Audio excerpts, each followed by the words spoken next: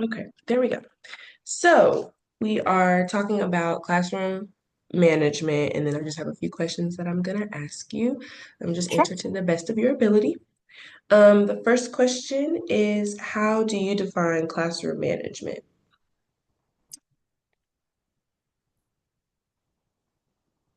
Classroom management uh, really is how you would define the rapport you have with your students in the class and whether or not you're connecting with them and whether or not you're paying attention to who they are and where they're coming from.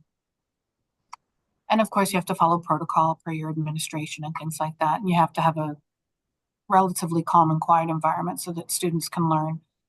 Um, but the management, I'm not managing or controlling any behaviors. Instead, I'm trying to connect with those behaviors so that they're more willing to participate and support one another as a whole. Okay, thank you. Then the next question into that one is, what do you think are the relationships between, this is a long one, between meaningful work, time on task, and student disruptions? So, meaningful work, Hmm. time on task, and student disruption. Yes. So, I'm sorry, are you asking me what the correlation is between them or Yes. how I, okay. So, you can have meaningful work even if the kids aren't on task if you ultimately know that you're hitting your goals and they're hitting their benchmarks. So, I don't, they're not inclusive, they're not all, it's not one giant inclusivity. Um, Meaningful work for my classroom could be very different from meaningful work from another classroom. It also depends on the dynamics of the classroom. I could be teaching English 10 first semester in period one and period two, and meaningful work could look different for the group of kids that I'm working with, just depending on where they're coming from. Now, meaningful work and time on task is definitely affected by student disruptions. But if you start strong at the beginning of the year, then you've already established those routines and the kids have already hopefully recognized your sincerity. So you won't have those as many as, I shouldn't say you won't have as many as the disruptions that you would have had you not created routines at the very beginning, if you had not established relationships at the very beginning. And then what happens is when you do have those disruptions that are messing with the meaningful work and time on task, you have to deal with those on a case by case basis. Proximity, asking the student to step out into the hallway quietly, waiting until the end of the period so as not to escalate the issue, contacting homes. I mean, there's a myriad of things that you could do to address the disruption. And sometimes you have to pick your battles. If it's a minor disruption that's only going to last for another 3 or 4 more minutes, depending on where you are in your career, you just might let that roll because it's easier to let those 3 minutes to lose those 3 minutes than to spend 20 minutes trying to correct those 3 minutes. So it really all depends on the situation. Okay. And then what is one strategy every new teacher should employ for effective classroom management? Should employ Yes. know your kids. This question I remember from Mhm. our interview prior. Know your kids, know your students, know who they are, where they're coming from, know the path that they're walking on in their lives and their families' lives, know how they want to be identified. Obviously, again, you have to follow protocol with your administration, um, but really get to know your kids and get to know your kids soon, early, first couple of weeks. Know that, you know, Marcus has three little brothers at home that he's helping to take care of. Know that Alexis's mom, unfortunately, is ill, and so she's going to be out a couple of days a week. And then know the good things too. Know that, you know, Sharon is part of the soccer team and she's one of the first female goalies on the team or what have you. So know those little tidbits about them and want to know them. Don't just know them, want to know them. Because when you're interested in the kids and the kids see that you really want them to be successful, then they become more interested in you. And then that all piggybacks into time on task, classroom management, disruptive students, the whole thing. So know your kids from the onset. Um, I know that in years past, I would send out a Google form, and one of the questions on the Google, first couple of days of class, and one of the questions on the Google form was, if you feel comfortable, comma, share with me something that's going on in your life that maybe I should be made aware of. And sometimes they don't want to share that, and that's fine. You don't want to be intrusive. Um, on the flip side of that, if you don't get that feedback from them, but you do recognize early, and you got to pay attention. And I'm looking around the room because I'm just thinking of different students. Mhm. You have to pay attention to student behavior and how they interact with one another. And in the first couple of weeks, if you're recognizing that Alberto is completely shut down, then contact your guidance team, contact your school social workers, contact Alberto's last English teacher to find out how he performed in that class, just so that you can have a jump start and a head start on getting him back on track. So know your kids. You have to know your kids. Thank you. And then the next question is, how do you differentiate between disruption and the symptom of a larger challenge? You know your kids.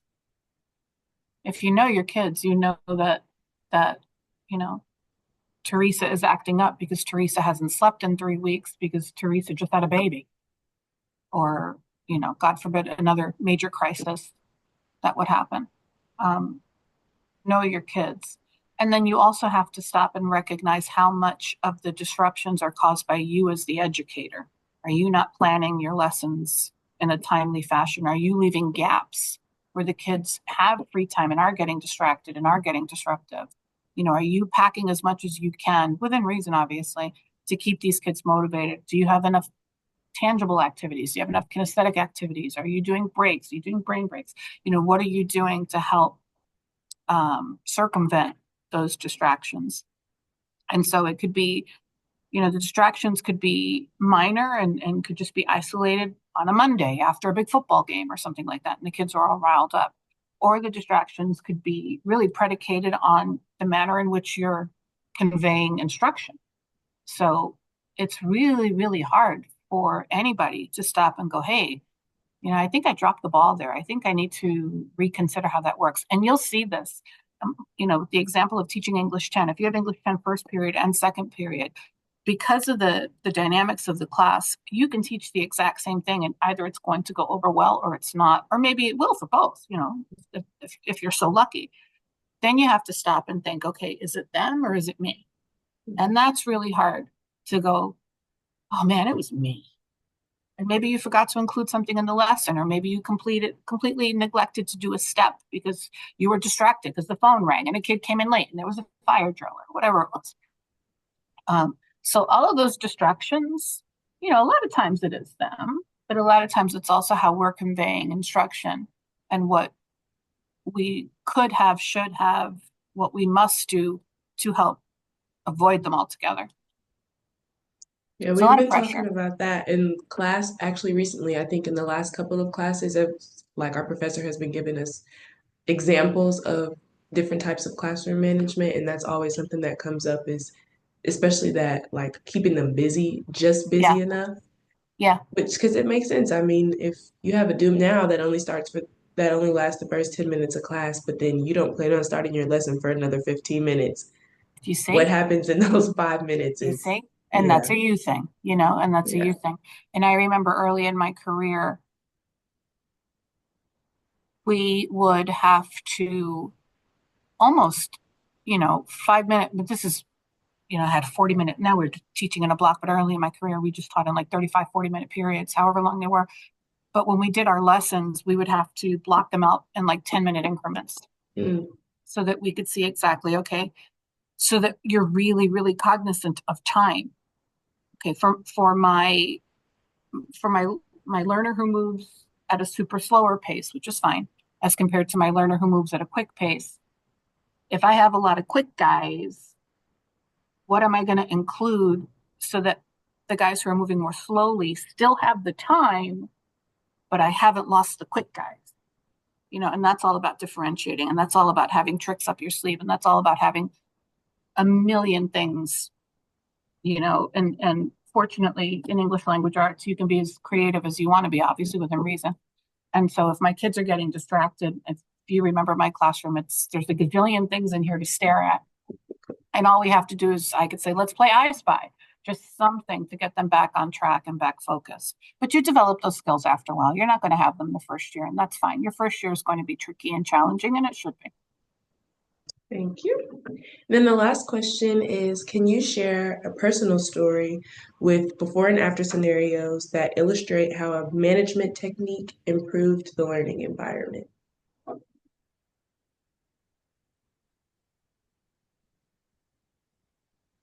This is a tricky one because I have been very fortunate not to have struggled with classroom management for a very, very, very long time. So to stop and think of the before and after, and I don't want to come off cocky or anything like that. It's hard for me to think of that, but I can. And I recall we talked about this last time too. I can talk about a terrible classroom management style that I have since reflected on and learned from. Um, and I guess I've adapted those skills in other classes, so maybe this will work. And so earlier in my career, I taught students whose language proficiency was very low, and English language proficiency was very low. And and this is very, very early in my career, first or second year, and because I was ill prepared for a myriad of reasons to teach English language acquisition, my classroom management stunk. And so I had half the kids who had completely zoned out and they were completely doing whatever they were doing and doodling and banging on the desk and doing beats, what have you. And there came a point where I gave up because I didn't know what to do with that half of the class and they were just really hurting the other half. So I completely isolated ourselves and I took the quote unquote good half, and I know there's no good or bad, but the quote unquote good half, and I taught them in the hallway. And I left the other kids to fend for themselves. And ironically, I had administrative permission, which in retrospect is absurd. Going back to that and seeing the dynamic of the class and knowing now that I was really out of my element, I should have, as well as the administration should have, sought support and did my research and reached out to whoever in the school could have helped me navigate that giant roadblock. I was going to say it was a giant disaster, but it wasn't actually a disaster because I learned from it. So I guess the bottom line is when you're seeing an issue of classroom management and you don't know what else to do, you really have to, and in my case, I was probably very, very proud. I could do this. I'm a college graduate. I'm a teacher now. You really need to put your pride aside and say, help, and find someone. And if you go to your admin, and unfortunately you might not have supportive admin, if you go to your one member of the admin and you say, hey, I need help, and they're not supportive, then you go to another, then you go to another, then you go to another. And now you guys, you go to Google. I didn't necessarily have Google to Google. What do I do with English language? Now you have all of these resources so that, yeah, on Monday you had a crazy day, but Monday night you better invest a whole lot of time so that Tuesday is better. Thank you. That was the last question. Any questions for me? I would just like to know what your long-term goals are. I know you want to go into secondary English ed, but where do you see yourself? Do you ever think that you might want to pursue beyond teaching, or Actually, yes. So I plan on, I'm kind of debating on what doctorate I want. But I'm I'm not laughing at you. I'm just like, wow, you completely jumped over the master's program and you're like, doctor, so through right the on. program through Hampton, we have a 5-year program. So you complete your undergraduate and then you get your master's in a year. So I'll be Excellent, doing excellent, that program. So basically excellent. it works out so that you're taking graduate level courses in your Sure, undergrad. I understand. So in 2027, hopefully I will be graduating with my master's in teaching. And then the doctorate that I'm pursuing is education administration. So, of course, I have to get some teaching experience before that. So, I plan I to would be in hope the so. classroom. I'll be in the Please do. classroom for a few years That's before I important. You start need to that know, you program. need to know what it's like in the trenches Yeah. before you can leave. Oh But yeah. that's kind of where I am right now. I'm not entirely sure what I want to do with that long term, but I do know that I would like to be in the classroom for a good amount of my career time. But then eventually moving into more administrative positions where I could um, contribute more to bigger things like curriculum Sure, and sure, um, sure. school systems and things like that. So that's Well, where I'm at you, right now. I'm, and listen, if there was some, there's no better person. You would Thank be you. I great. appreciate that. I am very happy at in this position on my desk. But I know that I would be very happy working with you and working for you because you've got a really good head on your shoulders. And I think once you get that experience in there and you recognize that it is your passion and you can do it, and I know you can, um, I think you'll be quite successful. And I really, really want you to continue to keep in touch with me, even if it's once a year. Shoot me an email, Yeah, let me know what's going absolutely. on. I was like, I remember senior year and you gave us all your personal email if we wanted to reach out, but I put it on my Chromebook. So of course, when after graduation, I'll send it. Yeah, I'll yeah, email it to you. I'll send it to you when okay. we're done. Yeah, and then I'm always asking like, does anybody have Mrs. P's email? But I don't think anybody has it now. So, but yeah, I've always, but Only a few no, I here. definitely want to keep in touch. So, Yeah, I'd like that. I'd like to hear how you're doing. yeah. All right, All are we good? right. Yeah, we're good. Thank you All for right, doing the sweetheart. interview again. I No appreciate problem, it. honey. No big deal. Have a great day, hon. You Okay, too. be Thank safe. All you. right, bye-bye. You too.